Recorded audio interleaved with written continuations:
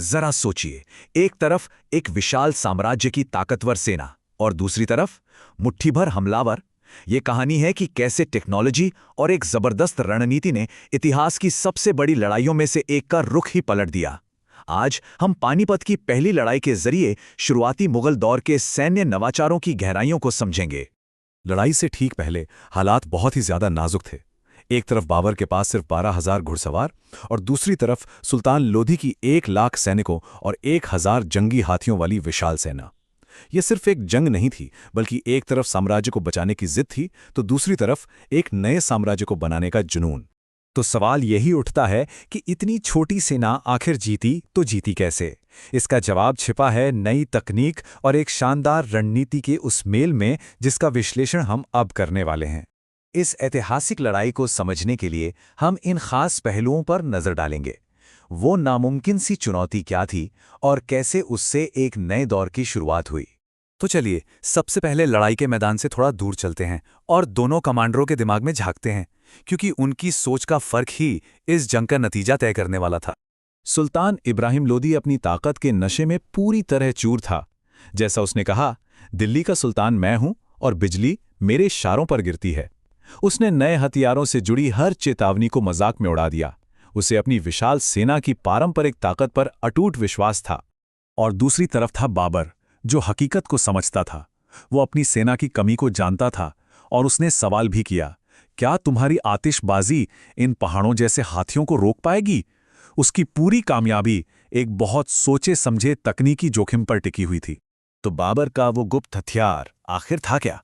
ये एक ऐसा नवाचार था, एक ऐसी नई चीज थी जो भारतीय उपमहाद्वीप में जंग का तरीका हमेशा हमेशा के लिए बदलने वाली थी। और वो था बारूद का सदमा। बाबर का तोपची उस्ताद अली ये जानता था कि असली हथियार सिर्फ बारूद नहीं है, बल्कि उससे पैदा होने वाला डर है।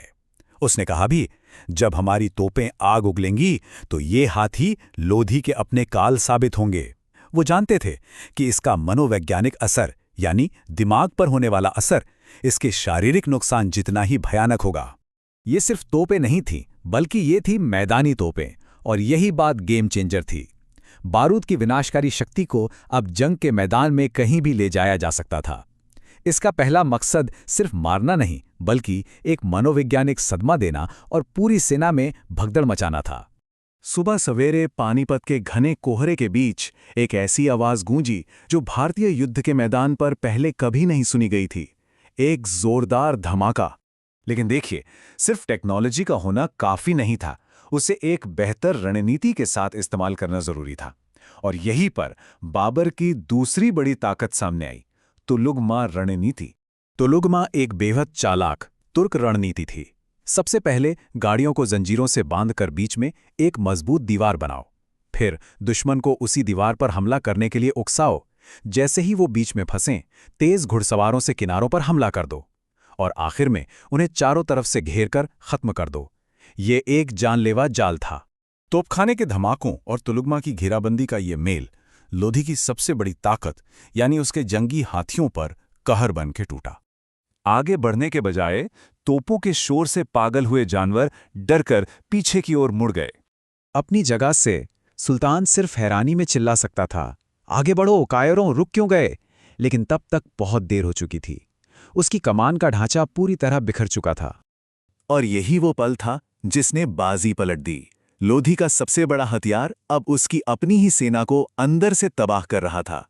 वो लड़ाई जो सुबह के वक्त इतनी एक तरफा लग रही थी, दोपहर होते होते उसका फैसला हो चुका था।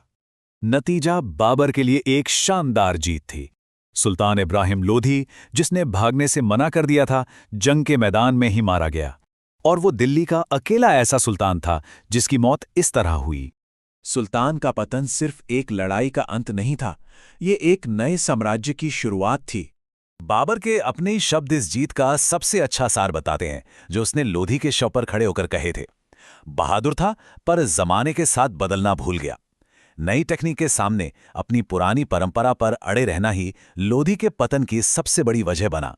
पानीपत वो एक पल था जिसने दिल्ली के दरवाजे खोल दिए और भारत के इतिहास का रुख हमेशा के लिए बदल दिया। तो यहाँ सबसे बड़ा सबक ये मिलता है कि कैसे सिर्फ एक नई तकनीक या एक नया आइडिया ताकत के सारे नियमों को दोबारा लिख सकता है। ये एक ऐसा पैटर्न है जो हमें पूरे इतिहास में बार बार देखने को मिलता है।